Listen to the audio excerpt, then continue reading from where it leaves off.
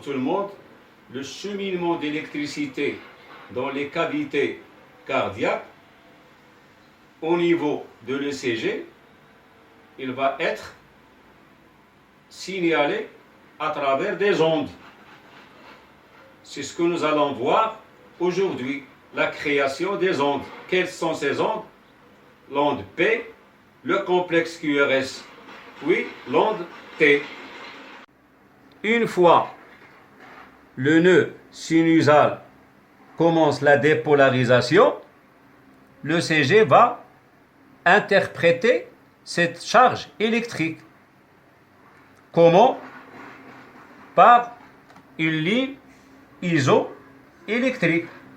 Pourquoi le nœud sinusal, la dépolarisation du nœud sinusal n'est pas enregistrée dans l'ECG comme étant une onde positive ou négative?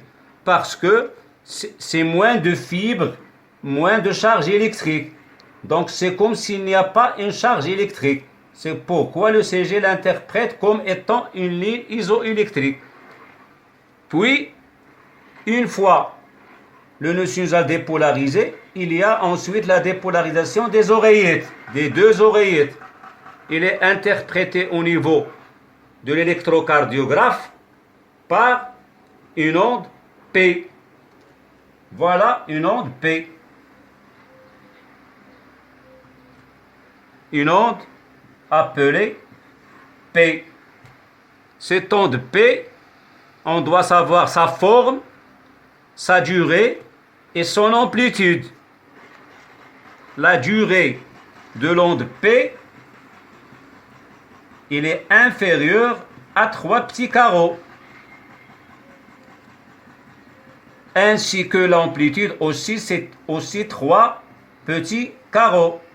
Et si vous vous rappeliez, un tout petit carreau, c'est 0,04. Donc c'est inférieur à 0,12. L'onde P doit être symétrique. Symétrique. Il ne doit pas être asymétrique.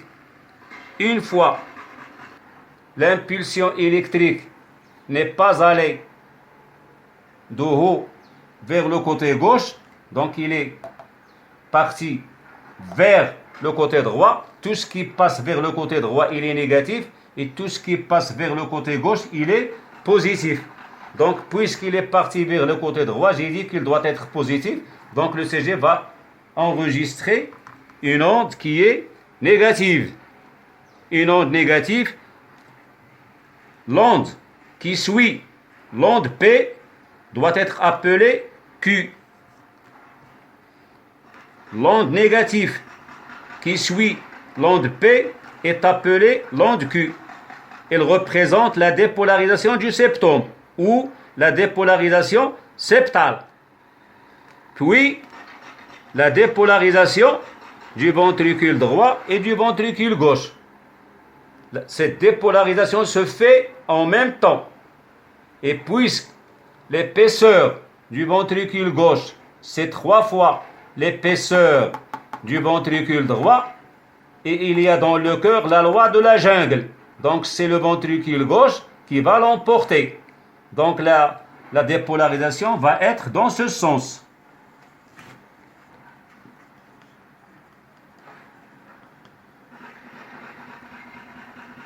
Dans ce sens. Et puisqu'il est dans ce sens, c'est-à-dire dans le côté gauche, donc là, l'enregistrement au niveau de l'appareil va être positif. Comme ça. Pourquoi j'ai mis une onde qui est très ample?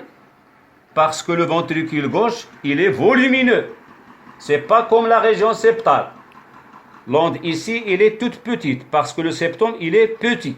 Alors que le ventricule gauche, son amplitude est grande parce que le ventricule gauche, nous avons dit qu'il est plus grand. Puis, il y a ce qu'on appelle un relâchement, et la dépolarisation va ensuite vers la base du cœur. La base du cœur, c'est comme ça.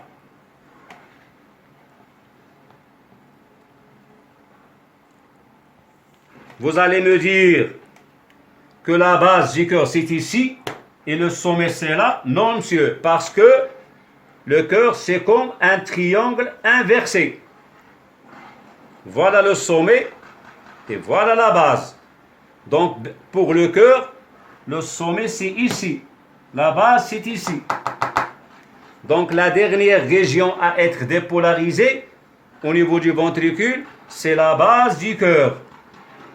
Puisqu'il va contre cette flèche, ce vecteur d'activation, à la place de dire la direction de l'activité électrique, de dire flèche, je vais dire vecteur. Qu'est-ce qu'un vecteur? C'est la direction de l'électricité.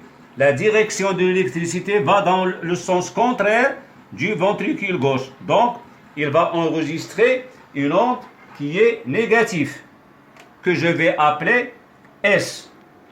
Cette onde R qui est très ample va être appelée R.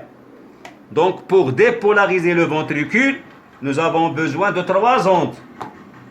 Onde Q, onde R et onde S. Une fois le ventricule dépolarisé, il y a ce qu'on appelle le relâchement. Et c'est l'onde T. Nous avons dit que l'onde P doit être symétrique. L'onde T, il est asymétrique. L'onde P, c'est la moitié de l'onde T. L'onde T est la moitié de l'onde R. Le QRS, le complexe QRS,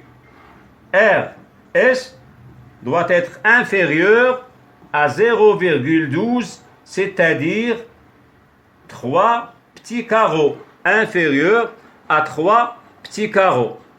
Donc nous avons vu la création des ondes. Et chaque onde, qu'est-ce qu'elle veut dire? L'onde P représente la dépolarisation atriale, le complexe QRS représente la dépolarisation du ventricule, et l'onde T représente la repolarisation des ventricules. Je pense que vous avez remarqué que j'ai signalé la repolarisation des ventricules, mais je n'ai pas signalé la repolarisation des oreillettes.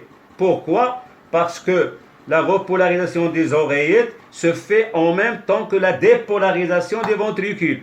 Et puisque le ventricule est plus volumineux, il cache cette repolarisation de l'onde P. Donc la repolarisation de l'onde P est cachée ou bien masquée par ce complexe QRS. Merci de votre attention.